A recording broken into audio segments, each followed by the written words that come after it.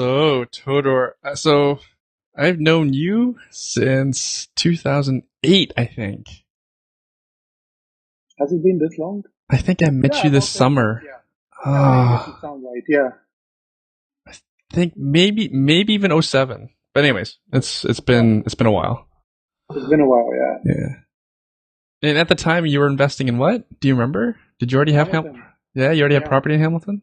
I think I started, yeah, I started buying, I don't remember what year I joined Rain, Right. but, shortly after I joined Rain, I started buying properties in Hamilton. Okay. Yeah. So I've been messing with my storytelling these days. Uh, we're gonna start with the end, not necessarily the Okay. end. Let's fast forward to the present. So we're old friends. I follow you on social media too. You do a lot of traveling. I do, yeah. How often are you out of the Especially country? lately. I'm sorry? How long were you out of the country? How much time did you spend traveling? I was gone for a good couple months this winter. Hmm. I left, to Antigua the day after Christmas, and it was supposed to be only for 2 weeks. Hmm.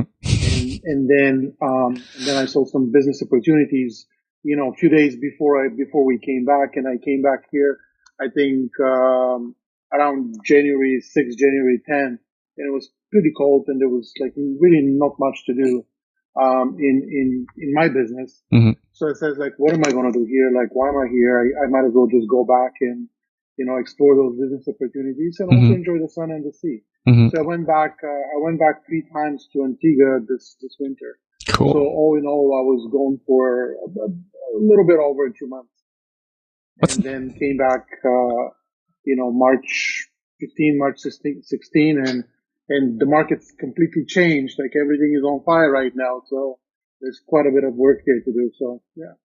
Why Antigua? Why did you choose to go there? I have no context for Antigua. I have a good friend of mine who was looking at buying a business and a place to operate, and he called me up. He says, do you mind going down to Antigua and check it out for me and see if it makes sense before he showed up. So that's what I did. Can you share what the opportunity was? Yeah. It's a little hotel right on the beach, with a bar and like a very big terrace.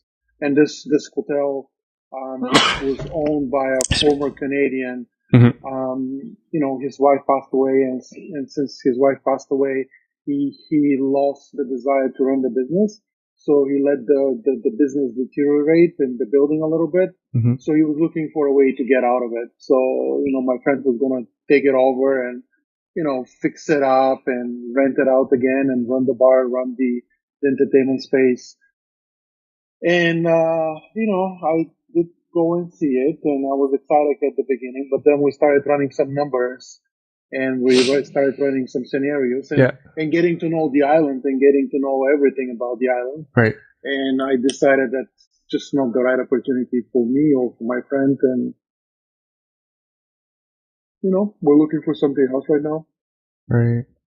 Yeah. It's funny. I've Hamilton, and many cities are no different. I was driving along King Street, and I see all these businesses that have gone under. The signs are still there, what they used to do, and they're all been boarded up. And you see the for lease or for sale signs, and it reminds me how grateful I am to be a real estate investor. Exactly it. At the end of the day, everything comes down to money, right? I mean, there's no shame, in talking about money or talking about money, for the most part in a business conversation, because that's, money, like we keep score by, how much money Hmm. the business generates. Hmm. And, so I looked at it, the island lifestyle, the island itself, the culture. But we also looked at, the amount of work that is needed, the amount of capital that is needed, and what is going to produce in monthly and yearly revenue. Hmm. And I looked at it and like, that's not, I can make much more than that in Canada, doing what I'm doing. Like, why would I leave? Hmm.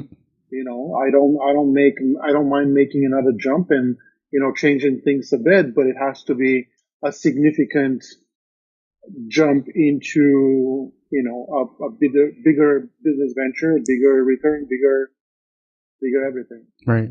So what are you doing? What are you doing in Canada? Pre-construction. Pre-construction. I sell pre-construction. I do a lot of work in the Toronto condo, as you know, condo pre-construction. So like anything, we're always comparing opportunities, right? So kind of like you said, you're comparing the opportunity in Antigua versus what you're doing with pre-construction condos. Now, are you referring to pre-construction condos as in being a conduit for people to buy them, or for you're comparing the investment opportunity to buying a condo versus investing in a hotel? Well, my background is basically buying investment grade real estate. Started with Hamilton, student rentals, things like that. So I'm very familiar with working with small to mid-sized investors. And right now I'm basically helping them make money in buying pre-construction condos, by selecting the right buildings, the right builders, the right locations, the right unit sizes, the right price brackets, everything that I can project, that will make them money 3, 4, 5 years down the road and longer. Okay. So I want to get back to this, but let's go back to when I knew Todor, when I first met Todor around 11 years ago. What were you investing in back then? Townhouses in Hamilton.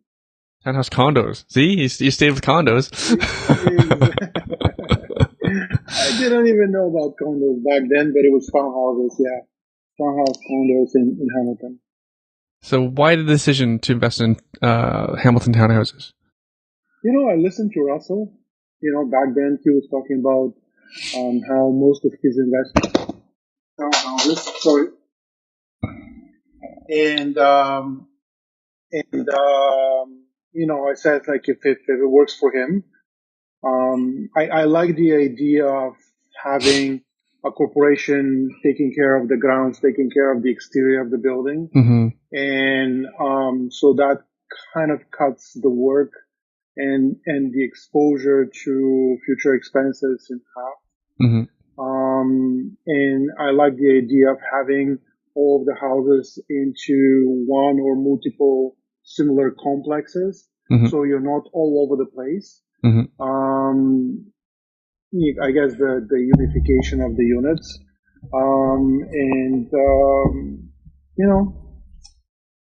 it worked. It worked really well. Not without challenges, obviously, but I wish I had bought more back then. More townhouse condos? Yeah, the townhouses. Okay. Remember, we were buying them with 5% down and, even sometimes like 0% deposits, down payments. 40-year amortizations. Exactly, 4 years amortizations. And, they were like $110,000, $120,000, and we were still thinking about it. Yeah. Yeah. Well, you work in sales now. You know how it is to, how people are. Like they always want to be better. Stuff. Yeah, we're always thinking about stuff. Remember those days when you could cash flow a single family home? Pretty much any home you could cash flow it. And then the objection was, there's not enough cash flow. Pretty much, I mean, you could have bought stuff even in Toronto, duplexes, triplexes, 5% down payment, 10% down payment, everything was cash flow. Yeah, you probably buy it for like $300,000. Exactly. These were, it will never come back. No, it will never come back. Well, that's what people. Yeah, well, that's a market question. People are like saying, "Oh, corrections, bubbles, whatever." Yeah, it's never coming back. So why? So I know there was a point where you did not stay with the townhouse condos in Hamilton. Yeah. That's when I discovered student rentals. Okay. So then you moved on to student rentals. So that's when I discovered student rentals. So at one point, like I got, tired from, doing the townhouses. And I needed a new challenge. I needed something new and exciting. So I found student rentals in St. Catharines, and I really bought one house and bought a second one, bought a third one. Then I started bringing clients to St. Catharines to buy student rentals. I really liked that. So I started selling the townhouses and moving everything into student rentals. That period of my life lasted for about, 3-4 years, I think, before I discovered the pre-construction condos in Toronto. Mm-hmm. I really like the student rentals as well. Great cash flow. Right. Do you still have them? What do you still have? You don't have this. They don't have the townhouses anymore. No, I sold the townhouses, Yeah. the student rentals, pre-construction homes. Right. Why the decision to move on? As you do stuff, like you always find something that is better for you. It meets your criteria is better. Mm-hmm. In my life, I've done a lot of, when I was doing the pre-construction, when I was doing the townhouses in Hamilton, I also opened up a property management business. Oh, I remember that. Renovations business. So I did a lot of renovations for other investors. I did quite a few properties that we were property managing. I didn't like any of that stuff. Like I was doing well, but I didn't actually like it. I was really, really excited at the beginning, and then I do it for a year or two. And I'm like, okay, what else is there? What else can I do? Mm-hmm. So when I moved stuff to student rentals, I quit the renovations and I quit the property management company. And then I discovered so I was always looking for, not always looking for, but I guess, there comes a point when I didn't want to deal with tenants anymore, and I didn't want to deal with all of these other distractions and, managing places and managing renovations. So pre-construction allows me to do that. It's not completely hands off, but it's as close to investing in the stock market as you can get. Right. But doing it in real estate. In terms of passivity. Yeah, exactly. Because you're really not touching real estate. Like you're really not touching, your houses or your condo units. You buy them off on plans, pre-construction. It takes the builder another 2.5, 3, sometimes 4 years to build them. And at that point, you either sell them or you put a tenant in, but the condo tenants are very different than the house tenants. Mm-hmm, mm-hmm. And the condos are very different in terms of maintenance and managing. Like there's nothing to do really. Mm-hmm. Like you don't fix roofs, basements, driveways, none of that. You don't have snow removal. You don't do yard work, like none of that stuff, right? So it gives you a lot more time.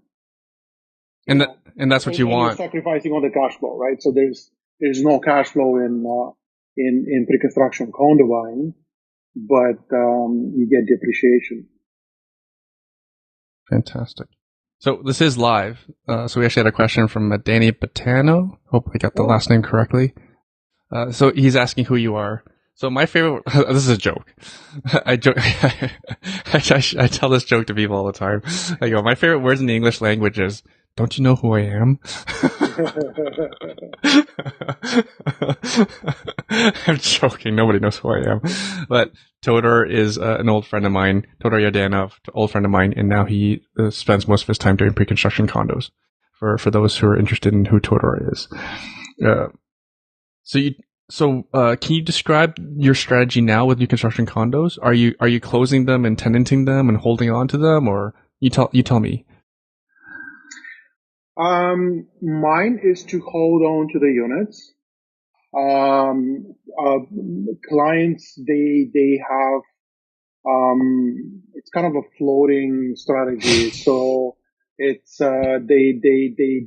lately people want to buy condos, as potential investment, but they also want to pick a layout that could work for their kids. Yes. If they decide to come and live downtown or go to universities downtown. Also, they want to be close to transit so they can potentially rent them to other people. And then potentially a few years down the road, people are thinking, maybe, when I get closer to retirement age, we're going to sell the house in Vaughan or King City or whatever. And we're going to move in downtown and live in that condo. So it has to, like in most cases, it has to be a layout and a unit size that can work either way. And in terms of an investment strategy, a lot of people are, thinking about like, I'm going to buy it now and I'm going to decide what to do with it 3 years from now when it's built. Mm-hmm. And I always, especially now, I tell people, I said like, look, for you to really maximize on this investment and to really maximize on the amount of money that you can do with this investment, make sure that you can close on the condo and then hold it for another 1, 2, 3 years. And then see how it goes from there. Gone are the days when, people tell other people, oh, you just buy it and then sell it on assignment and you make a bunch of money and, nobody knows about it. That's not it's not what the right thing to do right now. Right. Yeah. Like, as you know, like you have to put a little bit more time in the market in order for you to really see the return on the investment. Oh, totally. Those kind of a quick get rich schemes in reconstruction condos. Let's look. Nobody knows how well a project is going to be and how well it's going to go. You may buy something today for, let's say, $400,000, and 2 years from now it's like $600,000, but it could be $450,000. So you have to be able to, take this investment to its fullest potential and give it time. Mm-hmm, mm-hmm. So you talked a lot of strategies. I'm actually really happy to hear people are thinking ahead by planning housing, especially around kids, because it's ridiculous how expensive it is for anyone to enter this market right now. So I have a selfish question. Say I'm buying a cottage for myself, just like some of your clients are doing. They're essentially buying themselves a cottage, sort of, correct. Right? They're buying a secondary home. Yeah. And then say they're planning to go through CMHC to put like 5% down. But I know a lot of builders require like 5 down and another 5. How would that work? So when they close, there's return of capital or something like that? So typically in a pre-construction purchase, you are in with 20% deposit. Okay. Yeah. Okay. Most of the time the deposits amount to 20% and it's extended. So it's broken down into 5% chunks. Mm-hmm. So let's say 5% in the first 30 days, 5% in 180 days, 5% in 365 days, and then another 5% either at 450 days, 700 days, or on occupancy. And occupancy is when you get your keys. But from day one until you get your keys, the builder will require at least 15% deposit. Right. More likely 20. So you have to come up with the 20% down payment. Mm-hmm. Now, from the moment you get the keys to the moment the building actually closes and registers, there's a period of about 6 months to 9 months, sometimes up to a year if it's a big building. And during that time, you don't have a mortgage, but you're paying a little rent to the builder every month until the builder is finishing all of the insides of the building. Then it goes to the city, registers the building, and you get a mortgage. When you get a mortgage, now what the bank is going to request from you as a down payment is a different story because you already have 20%. Yeah. So if you qualify for 5% with the bank, you're going to get your original, like 15% of your original deposits back. Right. You know what I mean? Mm-hmm. But if the bank says, 20%, we need 5 more, mm-hmm. then you have to come up with 5 more. Mm-hmm. Depending on your financial situation. I'm not a mortgage broker, I'm not a mortgage agent, so I really can't speak to that. But I think that if you already have 20% deposit with the builder on your original purchase, mm-hmm.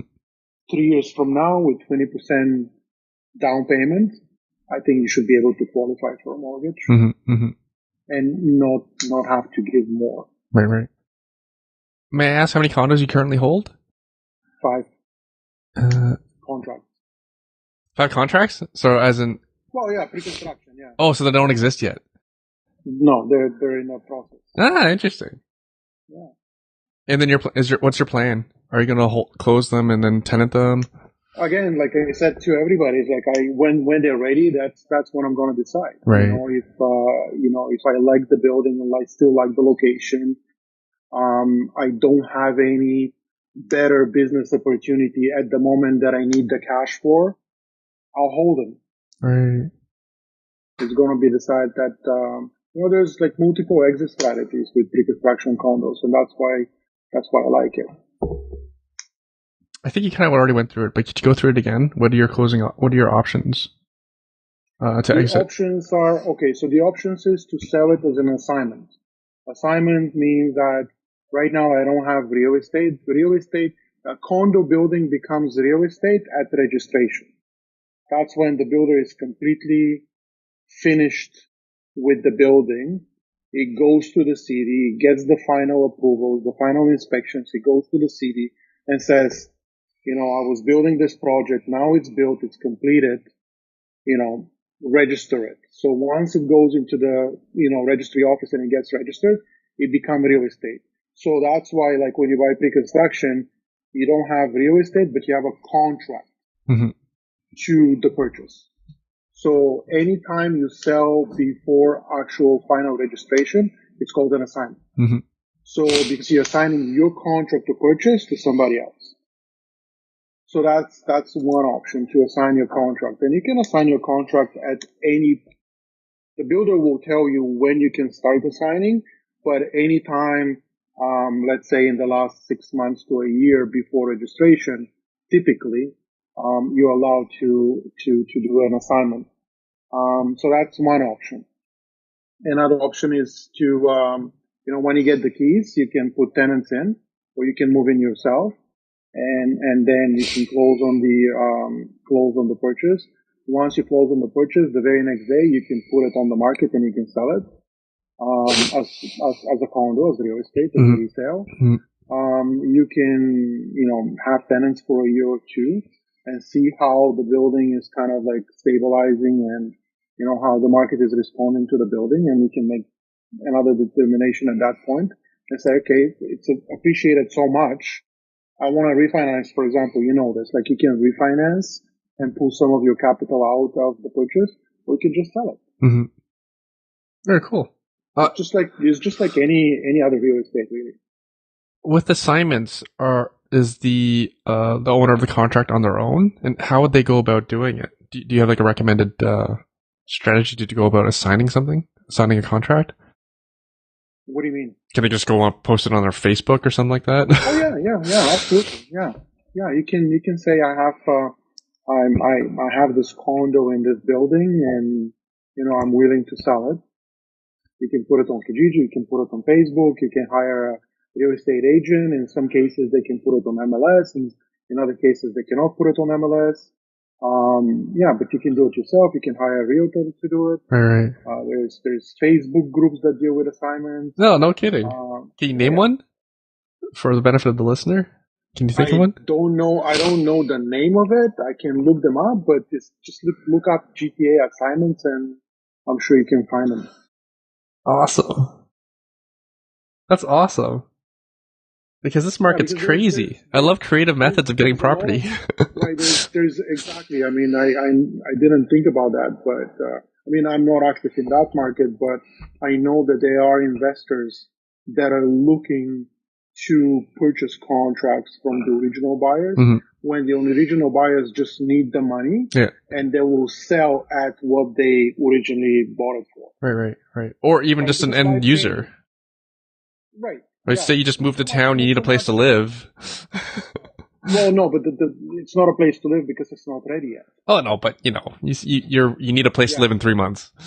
Right. But there's a lot of savvy investors that are looking to basically buy the contracts of a building that is about to be ready, right, from the original investor, because the original investor, something's happened in their life. Yeah. They lost their jobs, divorces, relocations, whatever. Stress tests. They just need to get out of the deal.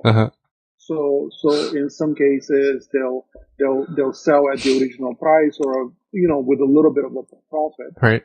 And that's when the savvy investor comes in and buys the contract for less than what they can sell it to the market 6 months later, 8 months later, make some great money. Right. Yeah. So this is a tough question because I know this is a tough question because I'm in a similar business working with clients to acquire investment properties because they're often going to ask like what do the returns look like. So how do you have that discussion with people? And then I think the question that's easier for you to ask, like for example, myself, I'm looking to make over 30% returns on my real estate investments, right? I can't promise that to anybody, but that's what I'm looking to do. Year? Yeah, I'm looking to make 30% of my real estate investments per year. Okay. I don't get that every year, right? You know, like we had a bit of a correction after the fair housing plan, very fair, right? But I wouldn't be going through all the troubles that I go through unless I'm making over 30%, right? Some years I have better years, some years I don't have a good year. And when you were comparing opportunity, like the Antigua Hotel versus your opportunity for a pre-construction condo, you must have an idea as to what you expect for returns.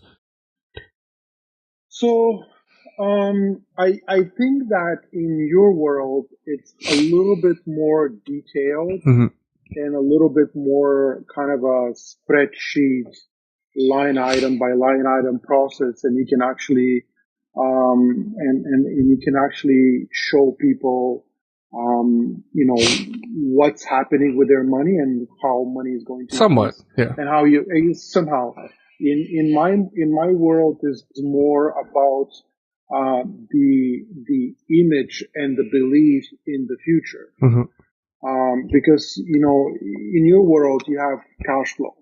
In my world, there is no cash flow. There's just appreciation. And as you know, appreciation is something that we don't know if it's going to happen or if it's not going to happen. It's like completely dependent on, you know, many different factors, economy and everything else.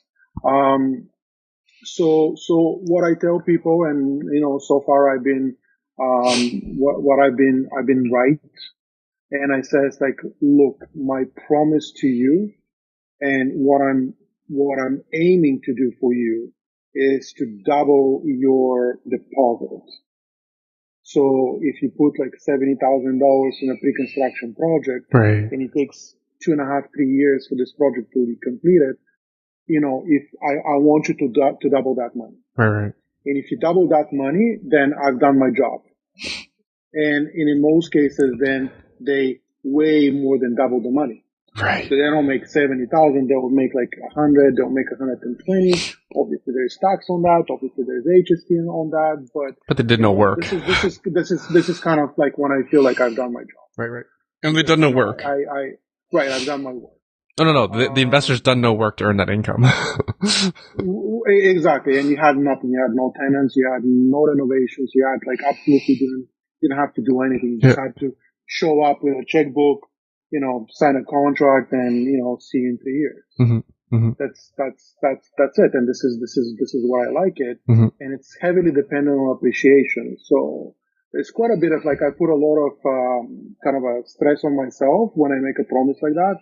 Because I do, like, I just read in an article today that last year there were 882 projects in the city. And that's not only condo projects. I think the condo tower projects were about 200, but there is a lot of like smaller and infrastructure projects. There's a lot of activity in the city, and that's just in Toronto. So how do you pick a building that is going to, you know, perform well? So I can keep my project, my promise. And that's what I do. You know, I look at different builders, I look at different projects and, you know, what's done well, you know, where people kind of looking to move to and where the price appreciation is going to be the strongest. Sorry, just 1 second, Todor. Meryl, is that better? We just had some feedback that your audio was low. So I increased the volume on your mic. Is it good now? Hopefully. You sound fine to me. Okay. Yeah, I can hear you fine. In the worst case, this is all adjusted in post-production. The magic of podcasting. So, and then to go back, because, you know, people talk about real estate as always as an investment. You know, I like to relate it to business. Like you're talking about your investor doubling the returns without having to hire employees, without having to commit to salaries, without having to deal with HR, human rights, pay rent, sign a lease for a building, right? All these sorts of things. Because just like you and I were laughing how we complain like, oh, this house doesn't cash flow enough when it's 120 grand. Yeah. Right? People I think people need to be a bit more grateful for the opportunities that are available to us. Thank you, Meryl. Uh, yeah, so I'm always very grateful to the opportunities that are available to you and I.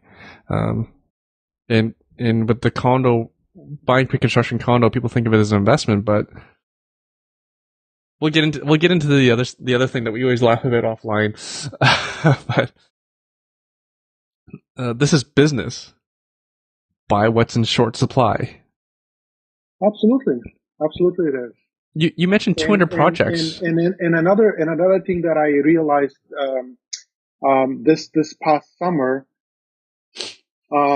we were in Rome, and the Rome has basically how do I put this? Like it's almost like few cities into one city. So you have the ancient Rome, where everybody goes to see, and the ruins, and the basilicas and all that was built like many hundreds of years ago. But then you have all of the modern Rome, and not so modern Rome, but the Rome that was built at the end of the 19th century. So 1980 to about, not 1880 to about 1910. So it just occurred to me that, the city where everybody lives and everybody knows as Rome today was built in about 40 years.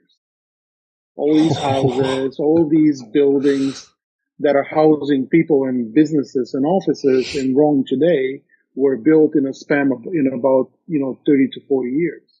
And then I looked at other cities, like you look at Hamilton, and you look at Toronto, and you look at Manhattan, when were all of these buildings in Manhattan built, and how long did it, like what was the time span that all of these buildings just started coming up on this island? And you will find that it took them about 30 to 40 years, and it was done.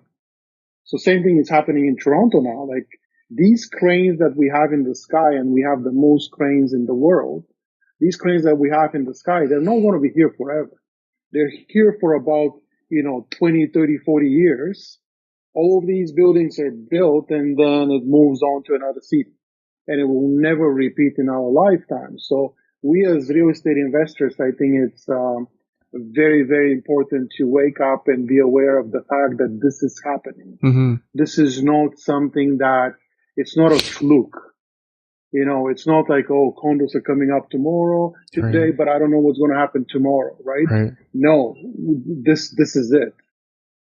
This is it. Like these buildings are coming, and they're coming in amazing numbers and an amazing size. Mm-hmm. So what can we do to be in this process? As real estate investors, I know you talk a lot about joint ventureships and things like that yeah, it's the same thing. It's like, but just like you are being a joint venture partner to some of the country's biggest builders, like Empire and Matami, and these are companies that have been building for 50, 60, 70 years. They have hundreds of thousands of units already produced in the market, and you're just basically helping them with the next project. So it is in a way a joint ventureship.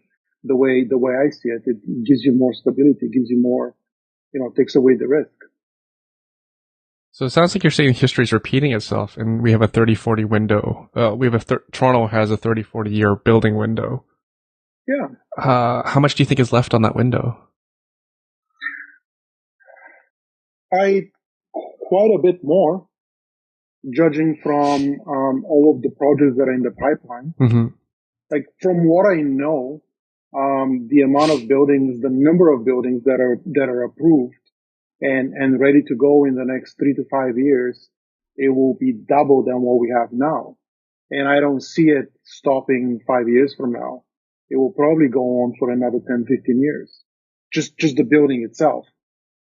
The massive infrastructure, transportation, that is happening in Toronto, LRT, subways, highways, like the city needs to move because it's almost doubling in size in 15 years. Mm-hmm.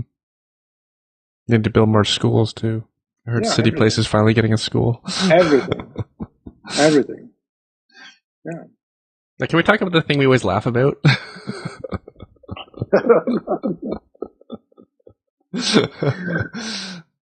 I don't know how it all started, but you and I were told a long time ago from a stage that Toronto condominiums. So hang on, let me just clarify. Condominium is the common term for high-rise apartment buildings that are condominium ownership. Correct. So that's what we're referring to when we say condos. Even though condos isn't really accurate, because earlier we're discussing townhouse condos, because those are condos too. But when people discuss condos generally, they're talking about high-rise apartment buildings that are condominium ownership. So we were told years ago of a likely oversupply situation of condos, and right. that didn't turn out to be very accurate. Okay. Well, based on where prices have gone, doesn't seem like we have an oversupply issue. No, not at all. Not at all. I mean, every year there are about anywhere between 19,000 to 25,000 units coming to market being built, and every single condo is sold. There is a massive need for more housing in Toronto. Ever increasing need for housing. Mm-hmm. As you know, the condo sizes are getting smaller and smaller. The prices are getting more and more expensive. I know that that's not what most people want to see. Smaller sizes and more in mortgage payments. But it is the reality of living in the city, and you can't compare the city to anywhere else. Somebody was just like a friend of mine was. We were having lunch and he showed me his friend's house outside of Chicago. And he says like, look, and it's like, I don't know, like massive, 5,000 square feet house on a 4-acre lot. And he says like, he bought this for $600,000. What can you get in Toronto for $600,000? I'm like, yeah, you can get a small condo. Yeah, exactly. Right. But, I mean, he's in Chicago. We're here. You can't compare. It's just like, if you want to live in Toronto, this is what it is. If you don't want to live in Toronto, you just move out of Toronto and you find different opportunities. The beautiful thing is that we have choices. So, I don't want to complain and I don't want to overanalyze the fact. Like, why is it the way it is? Mm-hmm. It is. This is the way it is and this is the way it's going to be. Yeah. This is a very busy city. A lot of people are here and a lot of people want to be here. Interesting, since we're on that topic, the condos that we were selling 2-3 years from now, the people would historically, people would come to buying condos because houses were too expensive for them. Mm-hmm. And that's the only thing that they can afford. So how condos were cheaper than houses, much cheaper than houses, and people who couldn't qualify for houses in this part of the city, that's the only thing that they can do. Quite a bit of change now. Since last year, I think that, I don't think, I know condos are more expensive than houses, and people are still buying condos, and I'm like, why? Like, why are they still buying condos? And I realized why. It turned into a lifestyle choice. So it's no longer only, it's cheaper, so I'm going to get into a condo. Now it's a lifestyle choice. Mm-hmm. I live in a condo and it's completely a lifestyle choice. Mm-hmm. I could live in a house. I don't want to. I have a very busy life, a very busy schedule, and then I'm not even in the country for, months and months of the year. So I just lock up the door, I go, and I don't have to worry about anything. And during the day, I'm like in and out all the time. I don't have time to deal with any issues that, obviously come up with a house. Mm-hmm. Cutting the grass on Sunday, I don't want to do that. Mm-hmm. Dealing with windows, dealing with roofs, cleaning garage, and I don't want to do that. All right. I don't. Right. So it's a lifestyle choice. Right. You're an empty nester as well. Right. So now people are coming to, exactly. So a lot of people now, they're saying it's like, a few years from now, I can see how we're going to sell the house and we're going to move into a condo. We're going to be downtown. We can go to entertainment every night and, walk around the lake and travel and all. It's a lifestyle, and people are spending, $1.5 million on condos. Mm-hmm. Mm-hmm. Whereabouts do you live? I'm not going to ask you the building. South of Etobicoke. Ah, I didn't know you lived there. I was just there. It's a nice area. How can you view the water? Can you spin it around? Ah, nice. Sorry for very nice. For the folks who are just listening, Todor spun the camera around. Oh my god, do you own this place? Yeah. Todor spun for the listeners' benefit. Todor spun the camera around to show me his very nice lake view. What story are you on? 46. That's not far. Like you said, I'm busy. I can't imagine lugging Costco groceries up 46 stories. Yeah. That's so, things are changing. I think the city is embracing the condo lifestyle more and more. Yeah. And there's also statistics that are proving that 50% of the kids don't get driver's licenses. Yeah. So they're really not planning to go back to suburban lifestyle. They're not planning to have the houses. Mm-hmm. Maybe they will, eventually when they get a little bit older and they get into a family situation and mm-hmm. they have kids and they need the schools, and mm-hmm. maybe they will. Right. But for now, everybody's focused on just coming downtown and living downtown. Yeah. I think these are historic times because I was actually polling a whole bunch of people I knew. I'd actually asked people I'd asked them do you know anyone who raised a family in a condo in Toronto? And it's almost nobody. And if they did, they were rich and they had 1,800 square feet or something like that. But today that seems to be changing because again, lifestyle, commutes are difficult. Yeah, but Toronto is not the same city that it was 15 years ago. It's completely changed. Mm-hmm. It's just not the same place. Yeah. The vibe, the culture, the restaurants, the just entertainment, mm-hmm. the places to go and things to do. Mm-hmm. It's completely different. Yeah, it's completely different. So you can almost say it's been gentrified because, for example, I worked at Queen and Spadina for years, and I always remember King West was not a very nice area. But if you go now, it's very nice. Now it's one of the most desirable places to be in the city. Yeah, didn't see that coming. Packed with restaurants and packed with all kinds of shopping, entertainment, things to do, just fun.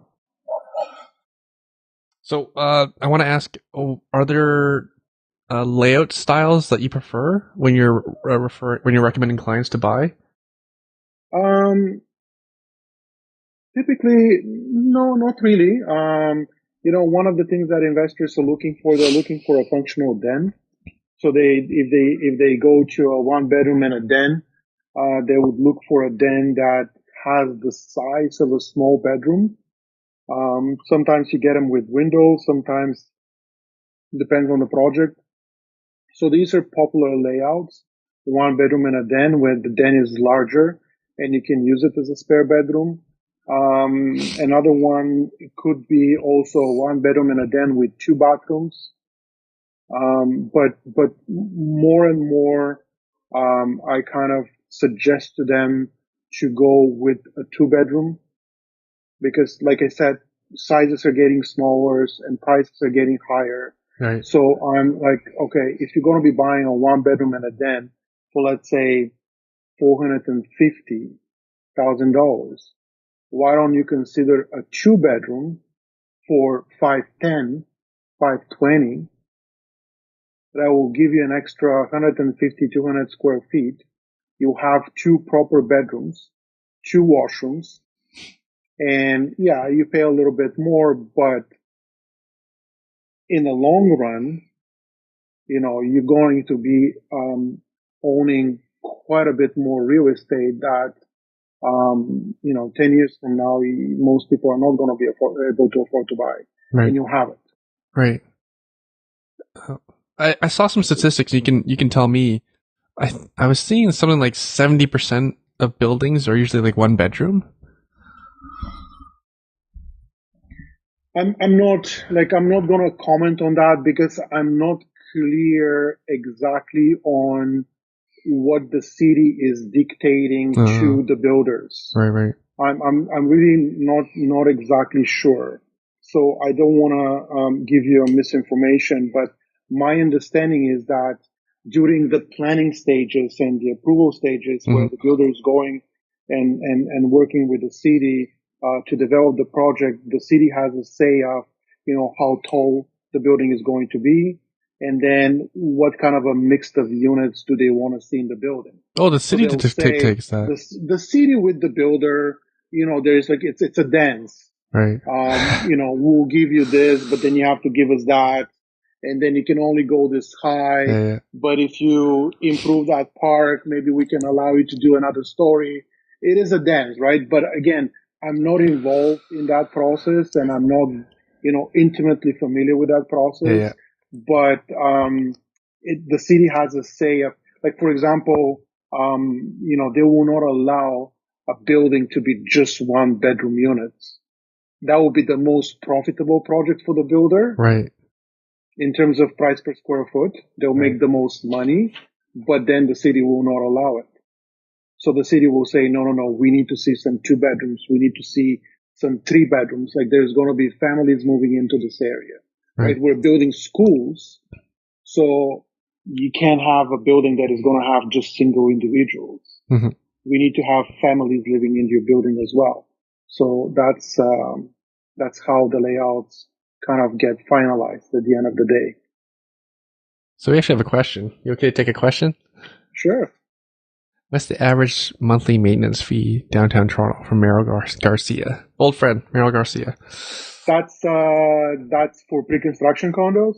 Sure. Or existing condos? We've been talking about pre-construction this whole time, so let's do pre-construction. Pre-construction condos right now, what I've seen on projects is anywhere between 58 to 62 cents per square foot.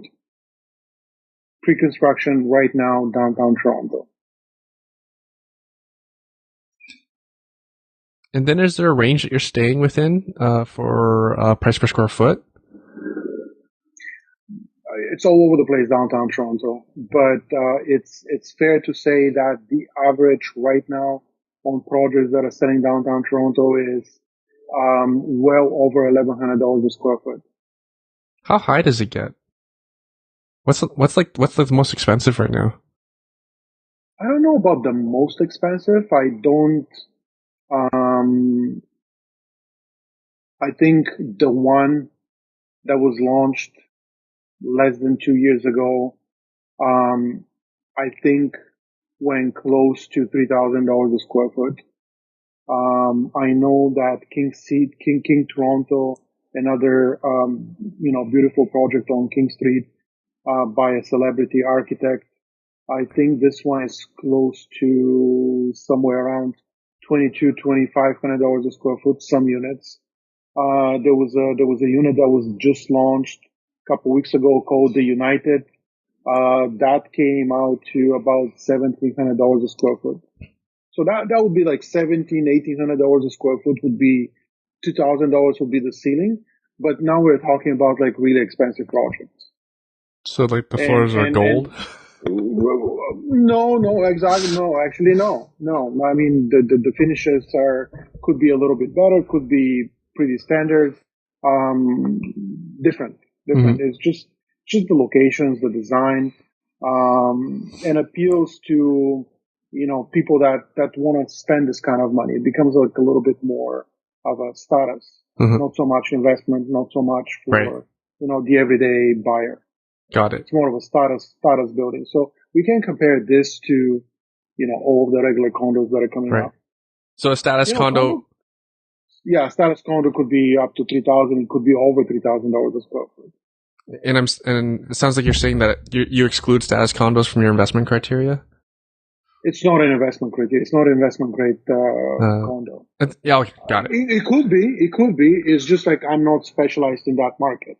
Got it. You know, I mean, you could be buying like ultra luxury homes for multi-million dollars Yeah. and make money selling them or renting them. It's just more risky. I just don't know how. Like, this is not like I'm not familiar with that market. Yeah. But, you know, we cannot say that, you know, high-end status real estate is not investment grade, because that would not be accurate. Well, People true. do make money. People do make money with those kind of properties as well. Right. Yeah. I would just comment that I'm going to guess it's riskier, because when we're talking like 1,000 square foot condo, that's $3,000 a square foot. So that's $3 million. And you're trying to assign that. How many people can afford that? You'll be surprised. Okay. A lot of people are going to be able to afford that and pay. Now, do I have access to those people? Yeah. And what's it going to cost you to get access to those people? Yeah, exactly. I have to brush up on my, you know, Saudi Arabia connection, which I have not. Right. So, not without challenges. Right. So, I have another question from Danny Pantano. Hopefully, I'm getting his last name correctly. Regarding interim occupancy, what fees would a purchaser be paying, and are there restrictions to renting during this period? Most of the time, I'll have an amendment to the contract that says that you are allowed to rent during interim occupancy. As far as the fees, there's a formula that builders use to calculate the so-called rent that you're going to be paying to them. The way I explain it is like this. Look, if, you know, because people are like starting to figure out, it's like, oh, I have to pay extra to the builder. And I says, look, if you had bought this property, you would have a mortgage, right? And they said, yes, I'll have a mortgage. So in the mortgage, there is two components. There is like the principal pay down and the interest pay down. So what the builder is going to be charging you is pretty similar to what you would pay in interest if you had a mortgage with 20% down. Does that make sense? That makes sense to me. I don't know. Yeah, because money, you're the expert. And then I say it's like, look, the interest that you pay on your mortgage is lost money to you regardless. Uh-huh.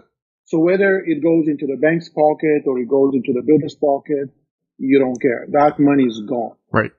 And that's pretty much what the builder will charge you. It's like rent. Yeah, it's like it is like rent, because you have full use of the unit. That's cool. And that's cool. I didn't know you can mend this. I didn't know. You can rent it. You can move in. You can sell it. You can do many things. No, but I love the fact that you're amending agreements to say that you're allowed to allow rent.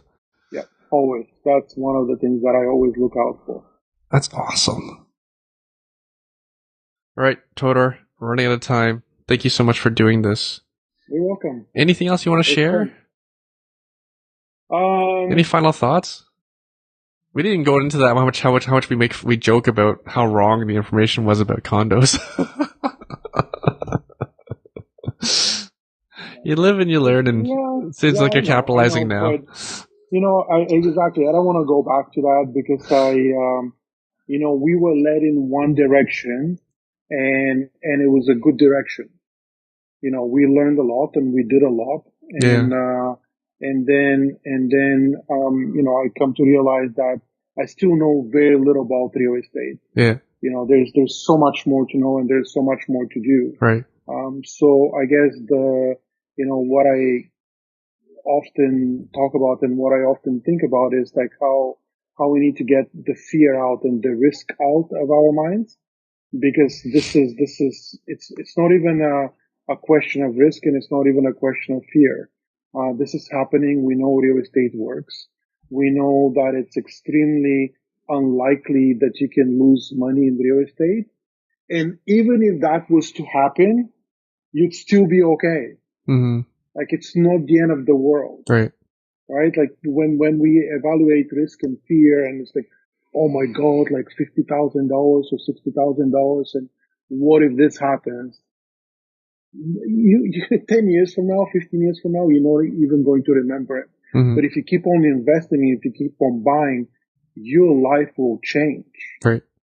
It will change. And you know, with your clients, how you've changed lives by, what you've been doing and what you've been coaching people to do and helping them to do. And then 5-6 years, I don't know if they come back to you and say like, Erwin, thank you so much. My life is completely different.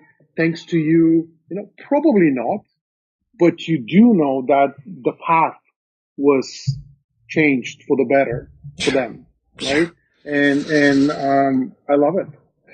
Yeah, I love it. And it's just like, just let's grow. Don't be afraid of growing, and don't be afraid of doing things, especially in real estate. It's like, Hamilton, Toronto, St. Catharines, all the way to Niagara Falls.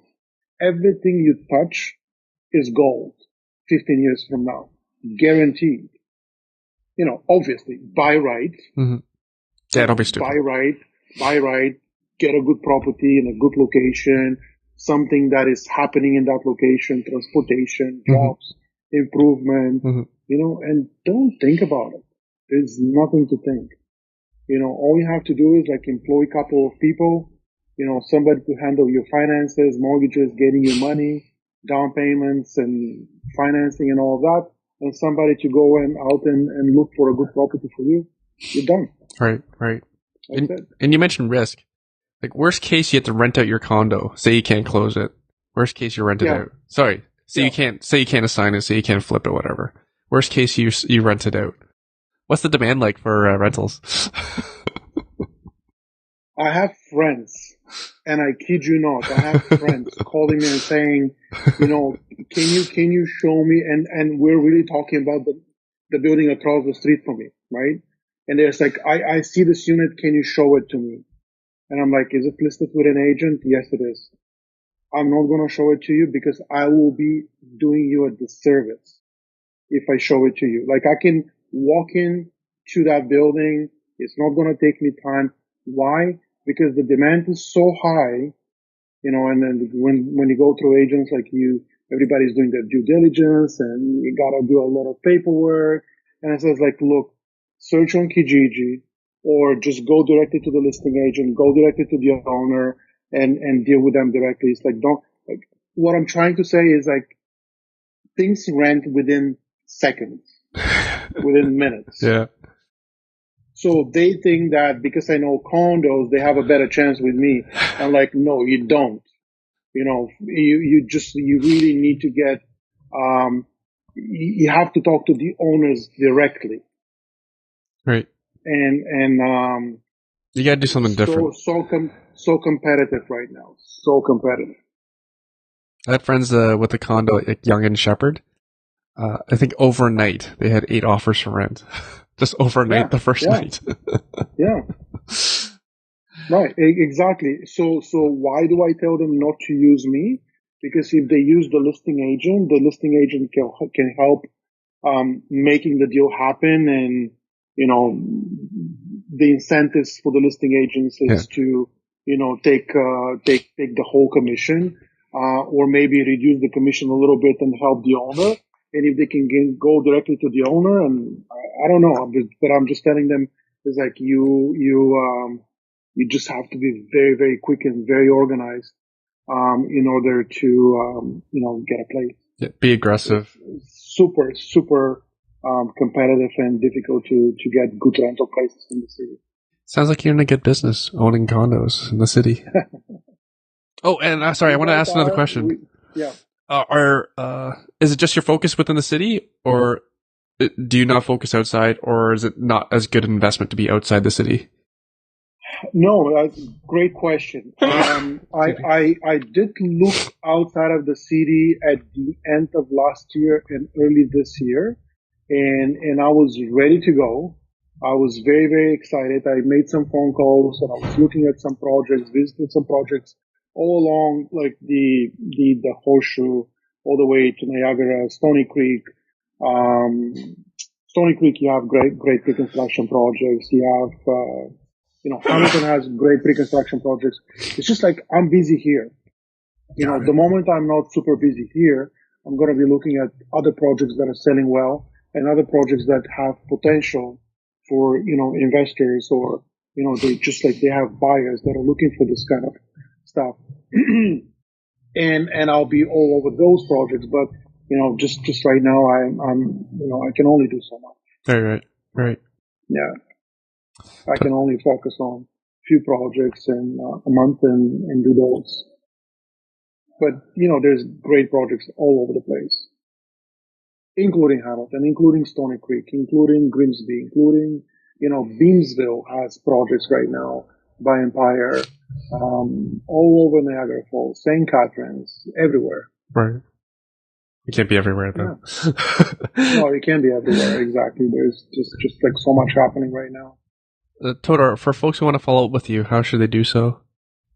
They can, best thing is to reach me by email, text.